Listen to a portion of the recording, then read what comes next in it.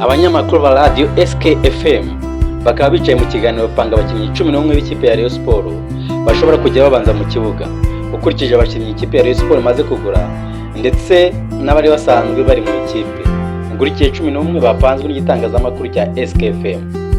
Niba kandi wifuza t-shirt nziza cyane, t-shirt ibrandinze yanditseho icyo wifuza cyose, ukaba wifuza ingofero, waduhamagara kuri nimero dutanze hano ku kiganiro ariyo 0788 75 90 tukaba dukora mu mujyi wa Kigali.